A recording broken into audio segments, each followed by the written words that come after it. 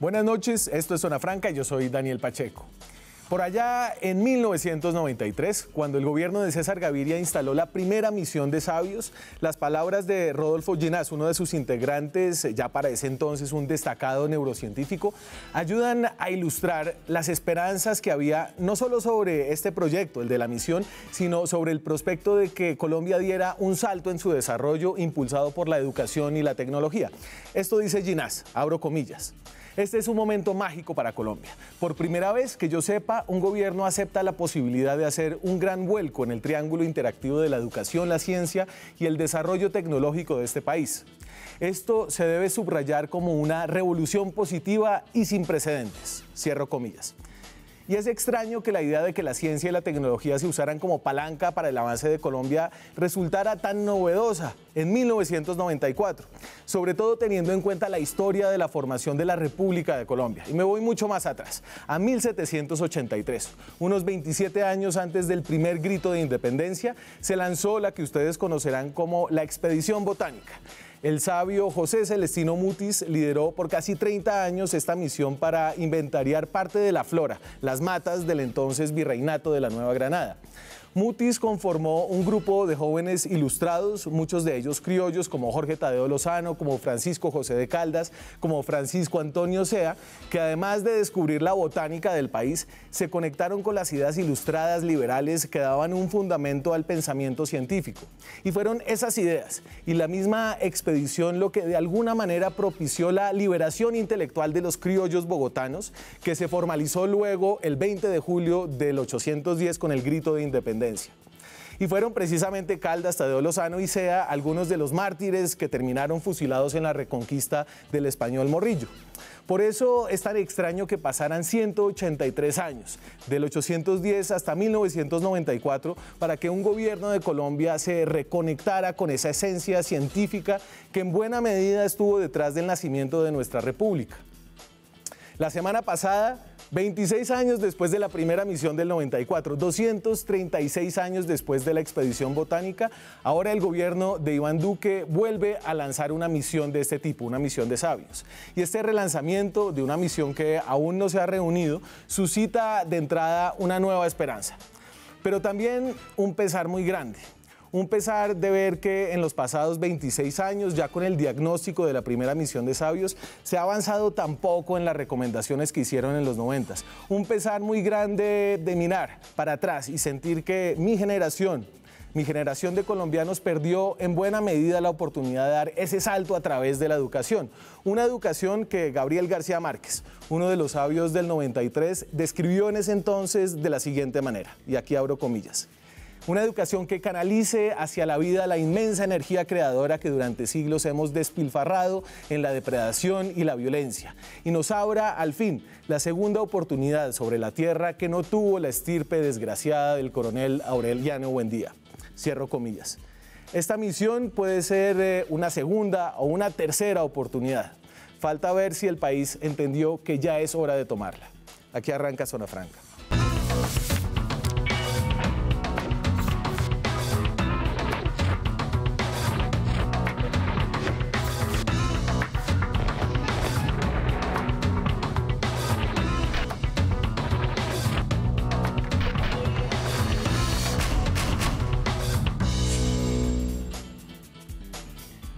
Y me acompañan esta noche dos sabios de la misión de sabios.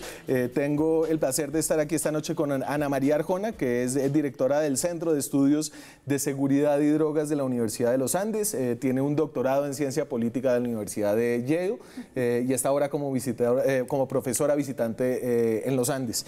Gracias, Ana María, por estar aquí esta noche. Muchas gracias por la invitación, Dani. ¿Y usted sabía en qué? En Ciencia Política. Soy economista, el pregrado es en economía, pero soy politóloga y llevo muchos años estudiando el conflicto armado en Colombia. ¿Usted es como sabía en pillos? Sí. Pillos, quizás. Drogas. Bueno, y política, ¿no? Pillos de diferente estilo, quizás. Juan Armando Sánchez tiene un doctorado en Biología Marina de la Universidad de Búfalo. Sí, señor. Es profesor ahora mismo de la Universidad de los Andes. Es pionero, dice su perfil de la misión de sabios en ecología molecular. Juan Armando, ¿qué tal? Daniel, muchas gracias. Muy bien, contento. Ana, qué bueno estar acá otra vez. ¿Se siente sabio? ¿Usted se sentía sabio antes de estar en la misión o ahora se siente más sabio porque se trajo el PIN y todo? Sí, no, yo creo que ante todo me siento en el reto de ser un sabio, de generar la sabiduría que necesitamos en este momento tan importante. Entonces, déjenme tocar al inicio como el tema que yo planteaba en mi introducción, y es que Colombia sí tiene, digamos, un fundamento en su historia que está atada a la ciencia, está atada a la tecnología de esa época a través de la expedición botánica, y eso de alguna manera se extinguió y se perdió por mucho tiempo. Para usted, digamos, es raro, digamos, venir de un país que olvidó la ciencia, que olvidó el conocimiento experto. Pues yo creo que el país ha olvidado muchos tipos de conocimiento que podrían existir en Colombia, ¿no? Durante mucho tiempo olvidamos nuestros grupos étnicos, por ejemplo, que tienen una forma de conocer la naturaleza, de cuidarla, diferentes formas de organización social que nos podrían enseñar mucho, de hecho, hoy en día en el contexto del conflicto armado, por ejemplo. Las iniciativas de los grupos indígenas muchas veces fueron mucho más sabias que las que tuvimos en otras zonas del país, ¿no? Entonces creo que ha habido un insuficiente interés por la ciencia, por la educación, por mejorar la calidad de la educación, por la innovación, pero también ha habido un desdén del conocimiento propio, ¿no? y distinto, digamos, al conocimiento que viene de fuera. Claro. Usted que está en las ciencias, bueno, la biología es una ciencia natural. Sí, una ciencia natural que se pelea, digamos, hay toda una pelea por si es una ciencia dura o no es una ciencia dura, pero digamos, en el marco del conocimiento científico, este país dejó de ser caracterizado por sus científicos cuando en su fundación la expedición botánica, la expedición coreográfica habían jugado un papel muy importante como en la identidad de lo que era la República de Colombia. Sí, digamos, Colombia cada vez se identifica más con un país megadiverso. De hecho, pensábamos que era como el quinto país megadiverso, después el tercero, hoy en día somos el segundo, y por kilómetro cuadrado posiblemente somos el primero. Entonces, yo creo que eso que inició con la expedición botánica, pues no lo hemos terminado. Y yo creo que si estamos mirando hacia el desarrollo, pues eso es una parte fundamental. Tenemos muy buenos avances, pero faltan. Y hablando un poco de sus trayectorias personales, ya que ahora ustedes son como parte de un grupo súper selecto de 40 y pico de personas que son los nuevos sabios, para usted, digamos, ser una colombiana dedicada al conocimiento, ¿rompió algunas barreras? ¿Se encontró alguna barrera cultural en su vida, digamos, aquí en Colombia y saliendo al exterior? Yo creo que a pesar de la realidad que tiene muchas barreras para las mujeres hoy en día, y luego si salimos de aquí para los latinoamericanos, yo creo que yo he tenido la gran suerte de contar con mucho apoyo siempre. En la universidad en Colombia nunca me sentí discriminada por ser mujer, o nunca sentí que mis profesores no me impulsaran, o mis compañeros. En España estuve unos años y allí tampoco sentí que hubiera digamos, una mayor dificultad, y en Estados Unidos, a pesar de que hay probada discriminación contra las mujeres en las ciencias, en todas, y contra los hispanos, digamos, tuve la suerte de encontrar personas que valoraron mi trabajo siempre. Pero digamos, ¿alguna vez le dijeron, ¿usted por qué estudia tanto? Sí, a todos los que estudiamos tanto nos dicen eso. No, ¿para qué quiere otro si ya hizo una maestría y sí, para no sé que un qué? doctorado, para que un postdoctorado, sí, pero creo que muchas de las personas que logramos, sobre todo saliendo de países donde el apoyo al conocimiento ha empezado más tarde, muchos de los que lo logramos realmente es una mezcla de, sí, mucho trabajo, pero también mucha suerte, realmente en encontrar personas, entidades, financiación, que apoyen el trabajo y la trayectoria que uno está tratando de avanzar. Sí, a usted también le tocó, digamos, explicarle a alguna gente por qué tenía que estudiar, es decir, para que usted hizo postdoctorado. Sí, nadie entiende qué es eso, entonces, ¿cómo así? No, es un doctorado y ahora otra cosa. Bueno, realmente es un entrenamiento que uno hace después del doctorado, donde está uno con cero supervisión y uno trabaja totalmente independiente. y más o menos tiene que hacer investigación al nivel doctoral, algo así. Entonces yo tuve una corta estancia doctoral, postdoctoral en Washington, en el Smithsonian, y después me fui a Nueva Zelanda a hacer otra con posibilidad incluso de quedarme allá, pero desde tan lejos, desde el sitio más lejano a Colombia, empecé a extrañar el país y sentí que volver pues era una mejor decisión. Sí, o sea, me di cuenta que sí, mucha gente no lo entiende, pero digamos es una búsqueda, digamos, casi que personal. También me di cuenta que los colombianos, digamos, somos personas con mucho potencial. O sea, el colombiano ya tiene un prestigio de ser un excelente estudiante doctoral o un excelente postdoc, como llaman, o investigador, en Europa y en Estados Unidos y en Inglaterra. Entonces, cuando ya llegué allá, yo ya gozaba, o sea, los colombianos gozaban con una cierta buena fama de que eran bien estudiosos y trabajadores. Y cuando volvió, no tuvo que, digamos, sopesar un poco la balanza entre tener una muy buena capacidad de, no sé, en su caso tal vez laboratorios o acceso a fondos de investigación y volver a Colombia, donde me imagino que volvió porque ya tenía un puesto asegurado en los Andes, digamos. No volvió a ver dónde lo iban a recibir porque no hay tantos puestos para un biólogo marino tan altamente calificado como usted. ¿Cuántos puestos hay? Sí, no, digamos que también en una época donde faltaban doctores, yo fui un becario de Colciencias Fulbright. Sí. Y digamos que fue un resultado de la primera misión de Sabios que, pues, digamos, recomendó un cierto número de doctorados. Entonces Colombia hizo estos préstamos con el BID, etcétera. Entonces digamos que sí funcionó en cierta medida y regresamos, digamos, para trabajar en eso. Y claro, volver acá, pues se enfrenta uno con el reto de procesos burocráticos, más impuestos, importaciones, en el caso de, digamos, los que trabajamos en experimental y tenemos que comprar reactivos que solo los producen en otro país o algo así, pues estábamos en una desventaja. Entonces había que ser más estratégicos y de pronto ver en qué punto podíamos, digamos, ser competitivos o avanzar más y no depender de la supermáquina o de las grandes inversiones. Y lo otro es hacer pues, redes de investigación y poner a los colaboradores internacionales a ayudarle en esa parte que acá es difícil. ¿Usted todavía tiene un pie afuera o no? Que usted está como profesora visitante, ¿no? Y entiende, es decir, desde esa posición entiende que no es fácil para los colombianos que han salido al exterior a hacer doctorados volver al país. No hay tantas plazas, las posibilidades de investigación son reducidas. Sí, es cierto y en eso tenemos que trabajar. Yo creo que hay muchas condiciones que favorecen de cierta manera el tipo de trabajo de campo que hacemos los investigadores sociales, en que la mayoría de colombianos que se van investigan temas muy importantes para el país, ¿no? Tenemos esta preocupación muy profunda por contribuir al entendimiento de la realidad nacional. Entonces, digamos, venir, siempre encontramos mentores cuando somos estudiantes de doctorado, apoyo para hacer el trabajo de campo, pero ya volver como profesor, pues ha mejorado mucho, pero obviamente nunca son las mismas condiciones de acceso a recursos, de acceso a apoyo para la investigación que hay pues, en otros países donde la ciencia y el conocimiento ocupan un lugar privilegiado. A ver, entonces, unos daticos sobre esta misión de Sabios que se lanzó la semana pasada. Trabajarán, creo que son 48 personas. 43 personas en 8, no, antes de los 8 ejes temáticos. Dame los daticos sobre la misión de Sabios que tenemos acá.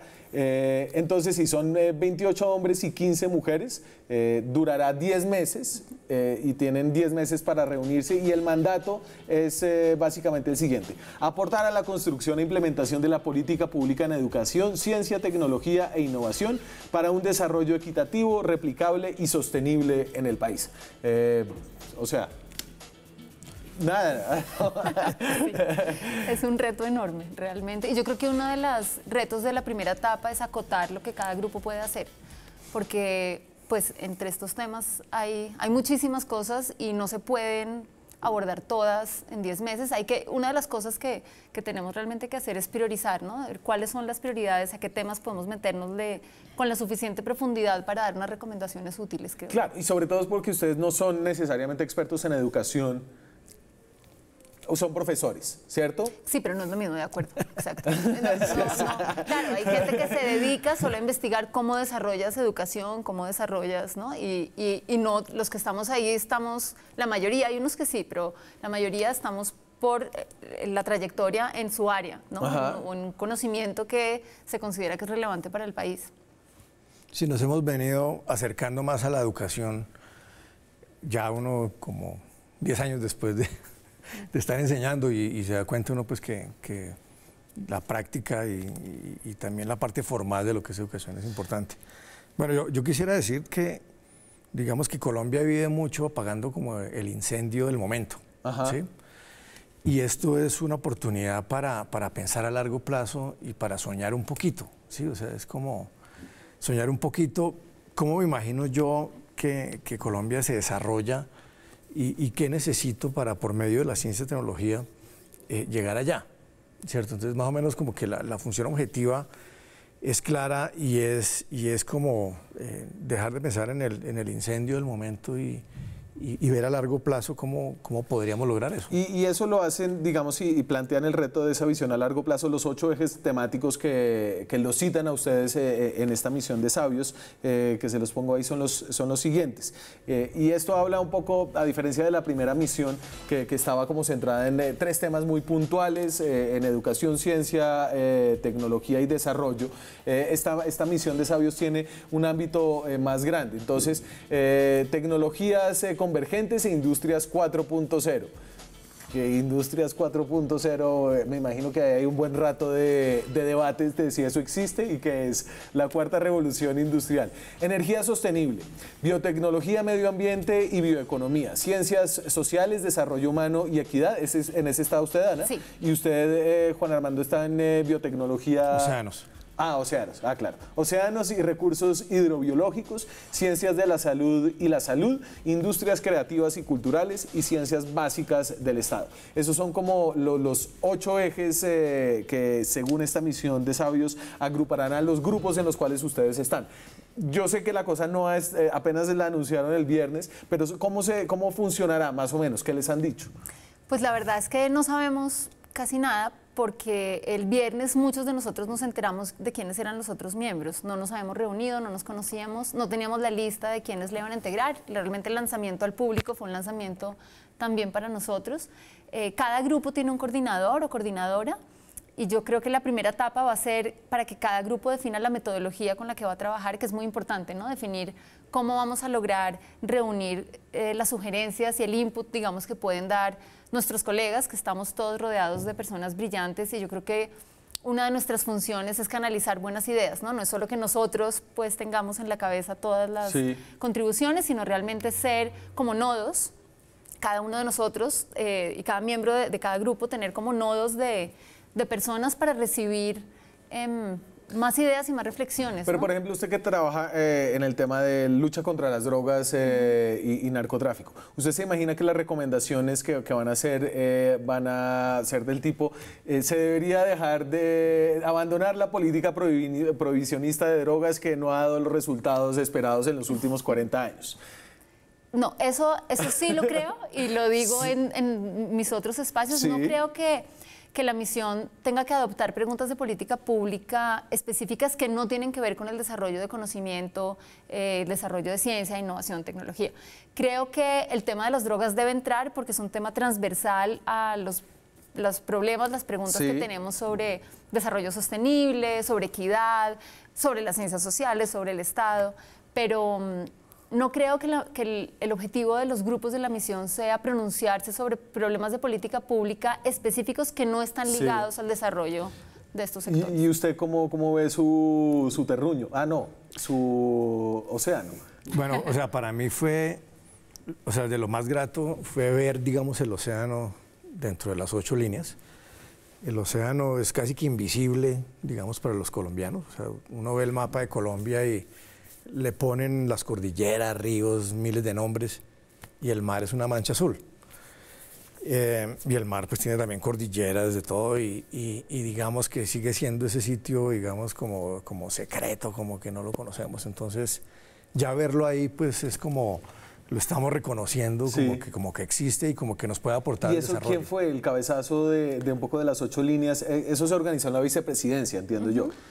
Es un proyecto de vicepresidencia, tengo entendido pues que el Colegio Máximo de Academias de Ciencia de Sí. todo tipo también participó y Colciencias, obviamente. Colciencias ha hecho pues unos sondeos con todos los investigadores y pues con toda la información que tienen. No sé los detalles, pero pues ahí hay mucho pensamiento involucrado. Me voy al primer corte que tenemos de comerciales. Esta es la segunda misión de sabios en los últimos 30 años, es decir, que ya hay una misión de sabios que dejó grandes lecciones y la primera de ellas fue básicamente que no se cumplieron la mayoría de las cosas que dijo esa misión, excepto por el doctorado que le financiaron a usted, que evidentemente lo estamos poniendo en uso ahora al reciclarlo en la segunda misión. Claro. Pero cuando regresemos vamos a hablar de cómo hacer para que esta misión de sabios sí llegue a la realidad, para que se haga lo que diga esta misión de sabios. Ya volvemos. Seguimos en Zona Franca. Esta noche estamos hablando con dos de los sabios de la misión de sabios, la segunda misión de sabios que lanza Colombia para buscar recomendaciones para dar ese salto en ciencia, innovación y tecnología. La misión de sabios la anunció la semana pasada el gobierno de Iván Duque. Y se une a esta conversación vía Skype, está en Medellín, el senador del Partido Liberal, Iván Agudelo. Senador, es un placer saludarlo esta noche. Gracias por estar con nosotros.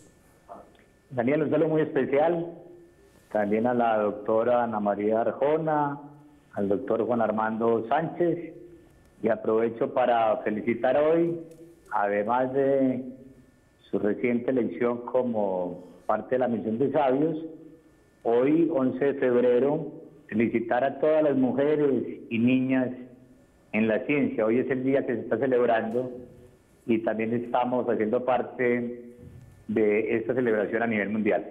Y usted es una figura relevante en este tema porque fue el autor del proyecto de ley que convirtió en ministerio lo que antes era Colciencias, que ahora será el Ministerio de Ciencia y Tecnología, que es, me imagino, una apuesta que está vinculado a este mismo tema de apalancar el país, el desarrollo del país con la ciencia y la tecnología. ¿Para cuándo el ministerio, senador? Bueno, la ley se sancionó el 24 de enero de este año, la ley 1951. En su articulado establece que tiene un año para entrar en vigencia. Entonces, todo este tiempo lo vamos a dedicar con la misión de sabios, con la Academia de Ciencias, con las universidades, con función pública, con Colciencias, a estructurar el mejor modelo de ministerio para Colombia. Perfecto, entonces cuando pida la palabra, cuando quiera intervenir, senador, yo aquí lo voy a tener en cuenta en medio de nuestros sabios. Pues desde ahora dejen intervenir. Hoy es el día, y tiene razón el senador Agudelo, hoy es el Día de las Mujeres en la Ciencia. Y esta misión, ¿qué tanto le va mejor que a la primera misión, Ana, en ese sentido? La primera misión, ustedes me recordaban, tenía solamente una mujer de 10 personas, 10 integrantes. Esta misión tiene 15 mujeres de 43. 43. O sea, hay una mujer por cada 2 hombres. O sea, un tercio. ¿Y usted cree que debería ser taxativamente 50-50? Yo creo que ya hay suficientes mujeres para que haya una representación mucho más alta de las mujeres, tanto en el grupo de colombianos como en los expertos internacionales. Que dice, este tema de género en la academia es interesante y complicado. No, de acuerdo, yo he supervisado más estudiantes mujeres, por ejemplo, entonces, pues, o sea, en mi campo, por ejemplo, hay casi que más mujeres que hombres. Y en mi campo también, mis alumnas estrella son todas mujeres, incluyendo 2 colombianas en Estados Unidos, de doctorado. Ok. Entonces sí hay... Sí, y bueno, tenemos que mejorar. Yo creo que es uno de los temas que la misión tiene que mirar y es la equidad de género, no solo pensando en la siguiente misión, sino más bien pensando en las barreras que hay que están muy demostradas para el acceso, sobre todo a las ciencias básicas, digamos, y las ciencias duras para las mujeres. A ver, y entonces hablábamos y yo les proponía la pregunta de cómo hacer que las cosas que diga esta misión se lleven a la realidad, y simplemente voy a ponerles aquí la meta que pone el presidente, y creo que detrás de esto hay que hablar de plata y de inversión. No se puede avanzar en ese tema sin destinar recursos y una parte importante de los recursos del Estado. Esto dice Iván Duque. Colombia no puede seguir en el puesto mediocre de tener una inversión en ciencia y tecnología que escasamente supera el 0.2% del PIB. Nuestra meta al 2022 es llevar al 1.5% del PIB la inversión en ciencia y tecnología, y así seguir avanzando en una línea ascendente. 1.5% del PIB la inversión en ciencia y tecnología, dice el presidente. De hecho, hace 26 años la misión de Sabios planteaba que en la siguiente década, es decir, para hace 10 años más o menos, debíamos estar en 2% de inversión en el PIB. Esa era la recomendación de la misión de Sabios del 94. Sin embargo, la realidad dice algo muy distinto. Esta es la meta de los sabios. Entonces decían incrementar sustancialmente la inversión en ciencia y tecnología hasta llegar al menos al 2% del Producto Interno Bruto en la próxima década. Eso equivaldría, el 2%, a 21 billones de pesos a precios de hoy. Sin embargo, en el presupuesto general de la Nación, que se aprobó para el año 2019, la inversión para ciencia y tecnología, en el presupuesto general de la Nación, algunos podrán decir, tal vez el senador Agudelo podrá ayudarnos con eso, aquí está, en 0,03% y en 350.000 millones de pesos. Hay un aporte adicional que hace el presupuesto bianual de regalías, pero sigue siendo muy poquito, senador, ¿cierto? Sí, indudablemente, Daniel, pero eso tiene otro contenido, además muy importante, en un momento para Colombia. Permíteme hacer un poco de un análisis comparativo. Hace 25 años, o sea, hace un cuarto de siglo, hablábamos de que estábamos en la tercera revolución industrial. Hoy estamos en la cuarta revolución. Cuando se crea esa comisión de sabios, convocada por el gobierno nacional también, en ese momento llevaba 25 años de existencia Colciencias. Colciencias nace como la respuesta a la tercera revolución industrial. Estamos cumpliendo 50 años actualmente. En ese momento Colciencias se llamaba Fondo.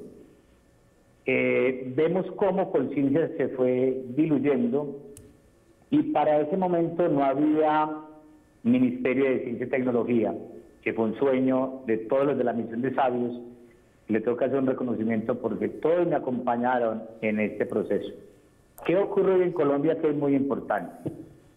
Lo que se habla en el mundo de la disrupción tecnológica, hoy estamos hablando de la disrupción cultural y mental. Y miremos qué importante.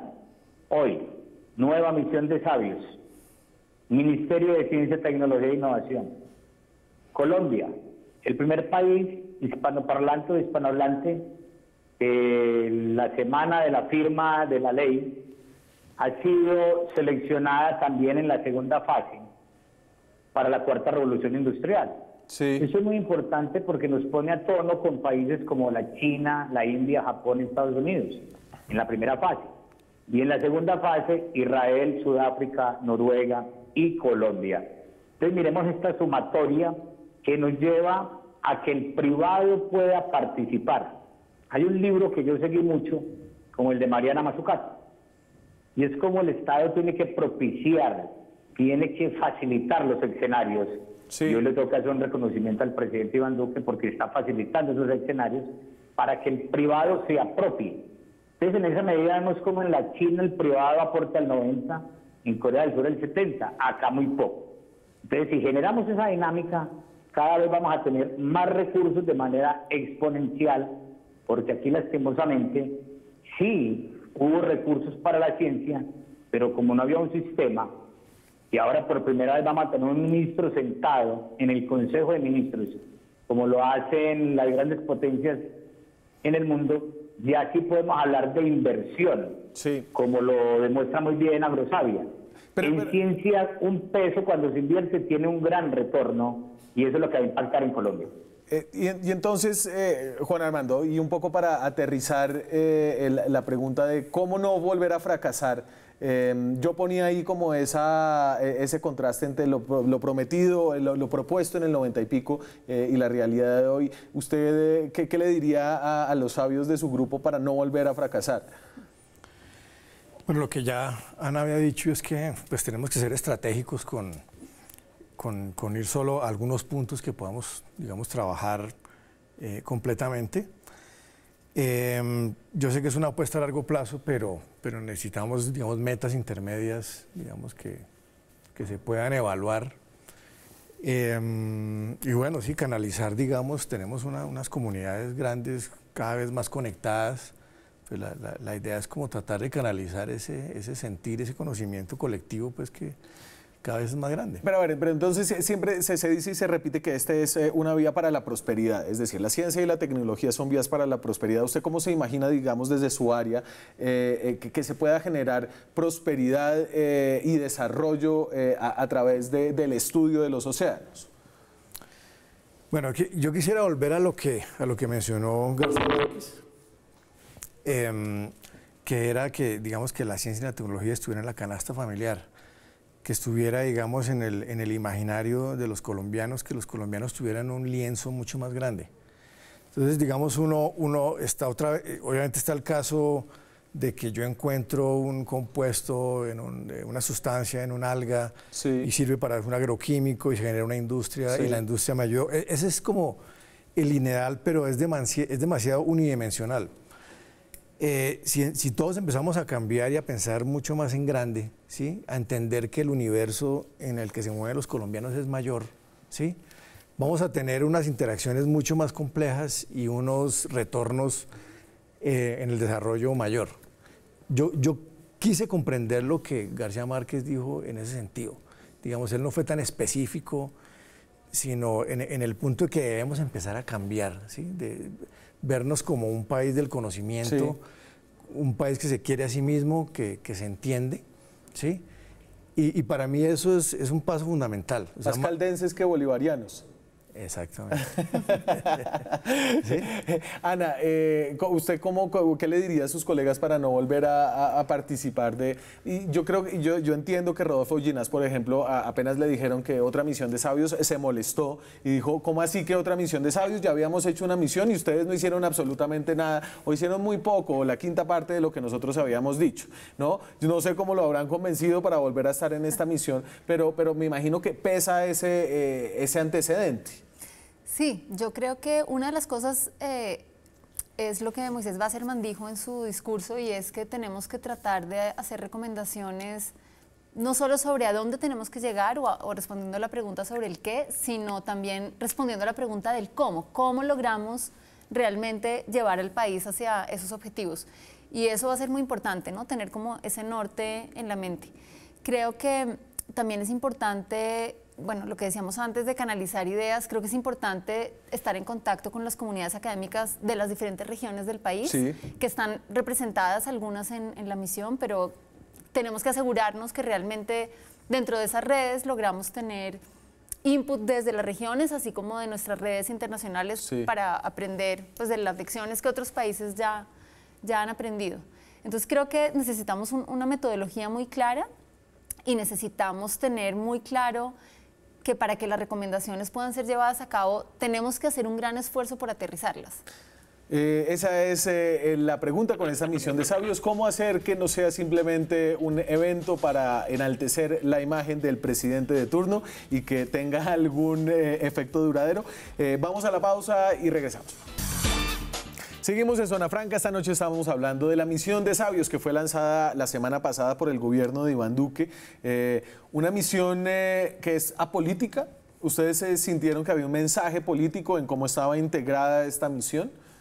Ana. No, para nada. Y yo creo que, bueno, en los discursos fue muy claro, lo dijeron tanto el presidente como la vicepresidenta, y creo que es claro que los miembros y las miembros estamos ahí porque queremos contribuir a estos temas en el país, no porque ni estemos de acuerdo con el gobierno en todo lo que hacen, ni queramos ser parte del gobierno, no es un cargo pagado, es algo ad honorem, y esperamos pues que la comunidad académica en general aporte independientemente de sus posiciones políticas. Y es decir, y podrán ser críticos incluso del gobierno o de los pasados gobiernos o del establecimiento en general.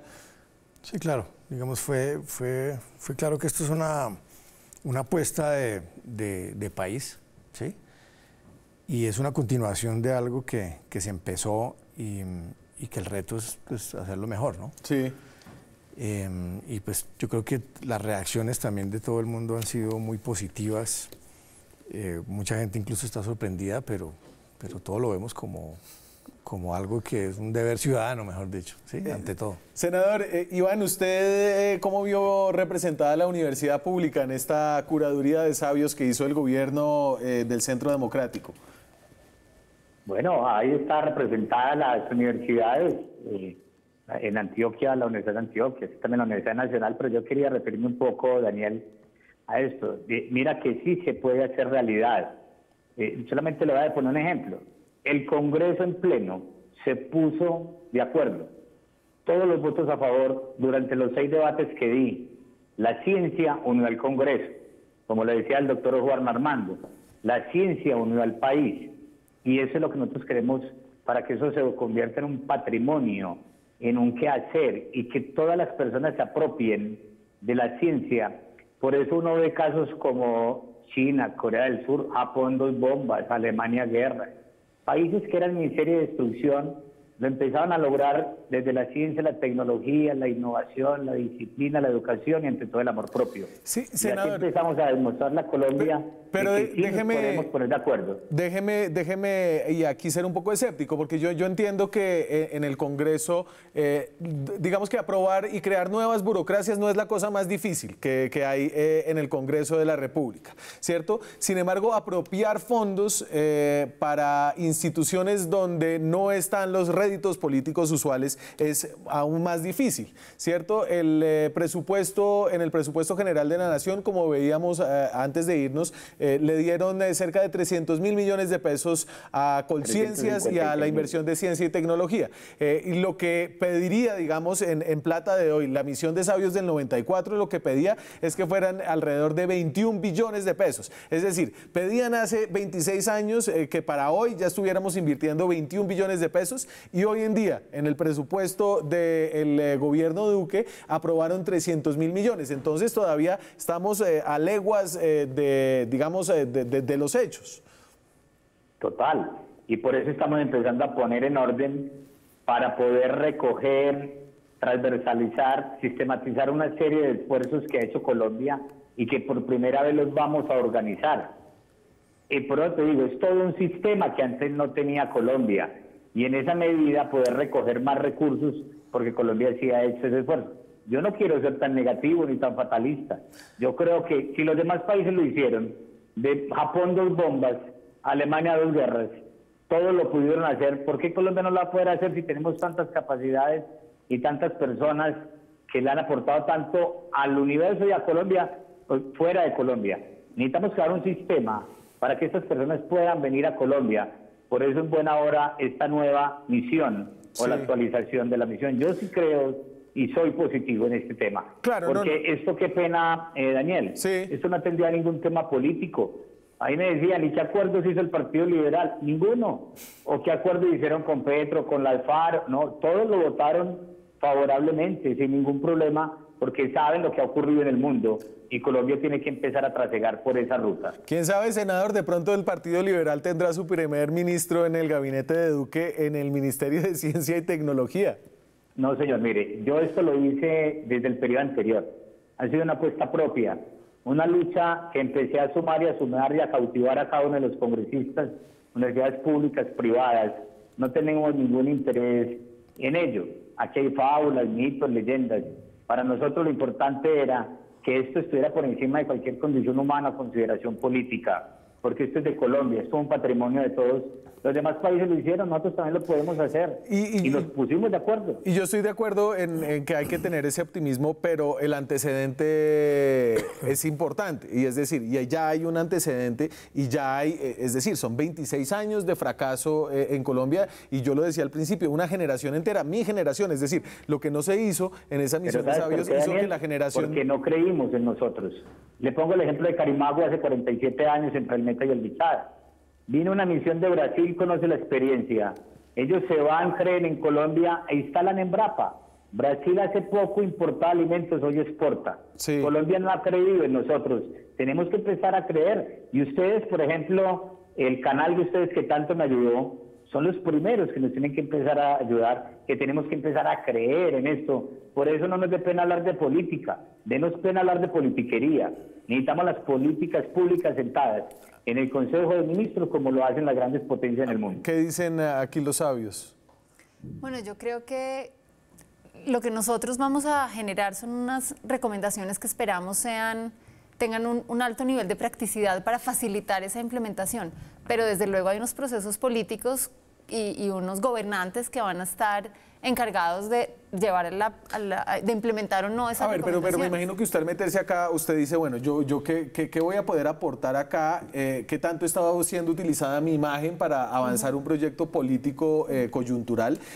¿Y qué tanto de lo que yo vaya a hacer, es decir, va a tener, no sé si un carácter vinculante, pero haya, digamos, un compromiso importante de que se va a ser puesto en práctica?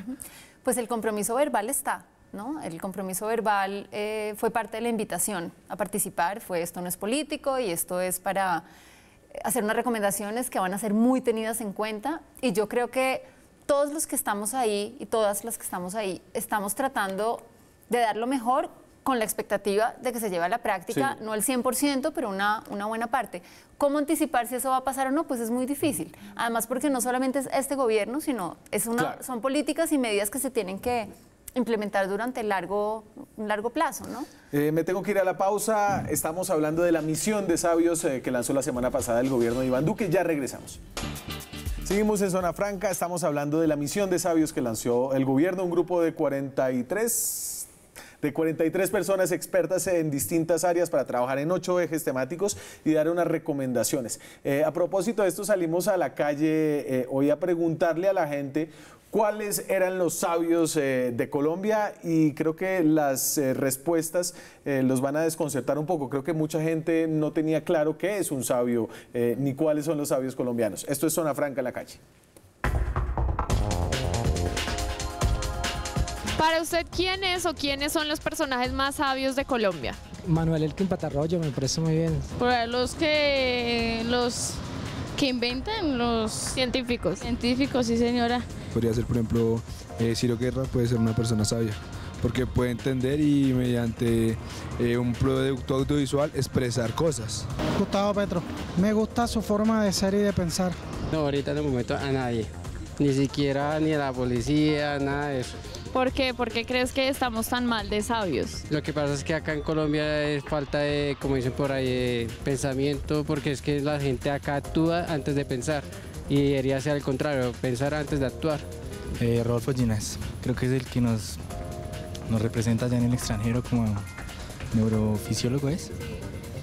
¿Y algún político? ¿Tú crees que hay políticos sabios todavía? No sé. Yo le quería mucho a Gaviria, pero ya se murió. Parecía un sabio. El más sabio, pero ya murió. Se lo digo quién es. Para mí, el padre Camilo Torres Restrepo. Actualmente alguien quien esté vivo todavía. De pronto un personaje que conozco de la Universidad Nacional de Colombia, el profesor Etayo. Lo llaman el dios de la geología. Este político que mataron, el Luis Carlos Galán. ¿Alguien de pronto que esté vivo actualmente? Que esté vivo actualmente, pues la verdad que esté vivo no considero ninguno hoy en día que sea sabio, ni en la política, ni tampoco creo... En las artes, en la ciencia. Bueno, creería que este señor, nuestro escritor, ¿cómo es que se llama?